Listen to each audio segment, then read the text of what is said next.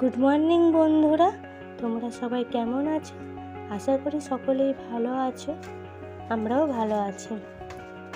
সকালবেলা সব বাসনগুলো ধুয়ে নিচ্ছি। রাত্রবেলায় গামলাতেই সব হচ্ছে, যে বাসনগুলো ছিল সব হচ্ছে গামলাতেই এক জায়গায় করে রেখেছিলাম। সকালবেলায় এই দিকটা এসে ধুয়ে নিচ্ছি। নাহলে আমি হচ্ছে সিনকেই ধুই, কিন্তু এবার অনেকগুলো বাসন আছে, তো ওই জন্য সেখানে বাইরে এসেই ধুয়ে নিচ্ছি। ধুয়ে নিয়ে ঘরটা মুছে নিচ্ছি। আজকে আবার হচ্ছে পুজো আছে দোকানে, ঘরটা এখানটা মুছে নিচ্ছি। নিয়ে ওখানটা সব ঠাকুর পুজোর জন্য পিতলের যে বাসন সব যা দরকার হবে সব হচ্ছে ওখানে রাখা হবে, তার জন্য। আর এখানে অনেক সময় না ওই বেলুন চাকিটাও কালকে হলুদ মাখিয়ে রেখে দিয়েছিল, ওই জন্য সেটাও ভিজিয়ে রেখেছিলো, সেটাও ধুয়ে নিলাম। ধুয়ে নিয়ে এই যে দেখো সব এক জায়গায় করে রাখা হয়েছে, যাতে হচ্ছে নিয়ে যেতে সুবিধা হবে। মানে নিয়ে যাওয়ার পর আমিও যেতে পারবো না, কারণ পুজো কখন হবে তার তো ঠিক নেই। আর ঘরে রান্নাবান্না আছে, আর আমার শ্বশুরের শরীর খারাপ বলে শাশুড়িও যেতে পারবে না। ওই জন্য আমার মাথা আসতে বলেছে, আমার মাই নিয়েছে সব হচ্ছে সেখানে জোগাড়টা করে দেবে। এইসব নিয়ে যাওয়ার পর মায়ের করে দোকানে চলে আসবে, সেখানেই জোগাড় করে দেবে। তারপর গ্যাসটাও না এরকম হয়েছিল, গ্যাসটাও হচ্ছে ভালোভাবে পরিষ্কার করে নিলাম।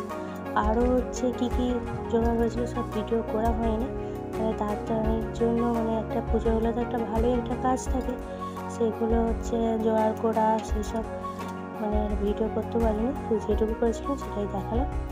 তারপরে যে রান্নার জন্য চাল ভিজিয়ে রেখেছি, ডাল হবে, মিচড়ের তরকারি হবে, চাটনি হবে, তবে একটু করে রেখেছি।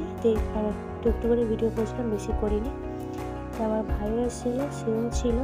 ভাই সব কী দরকার এগুলো নিয়ে যাওয়া আসা করছিলো, অনসার জন্য ছিল। সে আমার মুড়ির তরকারি করেছিল, সেইগুলো হচ্ছে এসে হচ্ছে ওদেরকে খেতে দিয়েছিলাম। ওরা খাওয়া দাওয়া করবে, যে দুজনে মিলে খুনসুটি চলছে ওদের। আর আমি এই যে ওদিকে রান্না করছিলাম।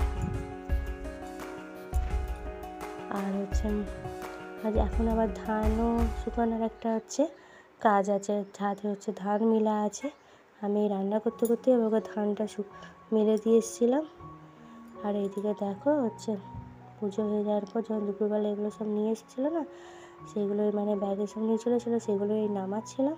সব তো ধুয়ে রাখতে হবে, সেজন্যই মানে একটু তোমাদের দেখালাম কী পঞ্চপ্রদীপ, শাঁখ সব যেগুলো নিয়ে গেছিলো সেগুলো একটু দেখালাম। এবার এগুলো পরিষ্কার সময় হবে না, সে বিকালবেলায় পরিষ্কার করা হবে। তারপর ভোগ শেখানো ছিল, তারপর এখান থেকে যে ফল কুটিয়ে পাঠানো হয়েছিলো, সেই সবগুলো আর ভিডিও করতে পারিনি। বললাম না যে একবারেই সব একসঙ্গে কাজ পড়ে গেছে। এই দেখো ধানগুলো আমি একটু মিলে দিয়ে এসেছিলাম। আর দুপুরবেলা এত মানে গরমে মানে মিলতে যা মানে কী বলবো, যেন মনে হবে যে আর থাকা যাবে না, মানে এমন এত রোদের তাপ। তাই আমি কিছুটা ভিডিও করেছিলাম। এগুলো ধানগুলো নিচে এসে রাখা হয়েছিলো, তারপর আবার ছাদে তোলা হয়েছিল থলেতে ভরে। আমরাও কিছু ভরেছিলাম, তারপর একজন লোক করা হয়েছিল, সে এসে আর উঠনো বস্তাগুলো ছাদে তুলে দেওয়া হয়েছিল। এরকম করে পায়ে করে মিলিয়ে দিচ্ছি, দিয়ে তারপর আবার হচ্ছে নিচে যে একটু রান্না বাকি আছে, এখানে যে একটু রান্নাটা সেরে নেব। তোমাদের কিছুটা দেখিয়ে দিলাম।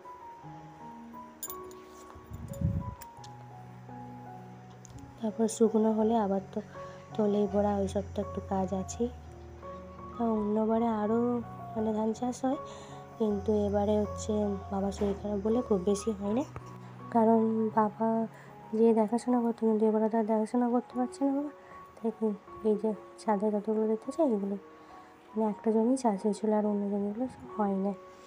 আর দেখো কাঁচকলা ভাজা আর এঁচোড় তরকারিটা একটু বাকি আছে, সেটা আমি এঁচোড়টা আলুটা সিদ্ধ হয়ে গেছিলো, কিন্তু তরকারিটা মানে মশলাটা কষা হয় না, সেটা কষে নিচ্ছি।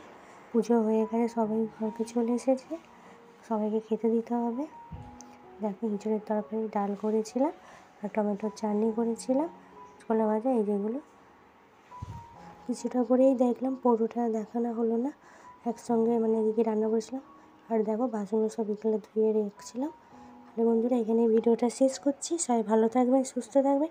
ভিডিওটি ভালো লাগলে লাইক, কমেন্ট, সাবস্ক্রাইব করবেন।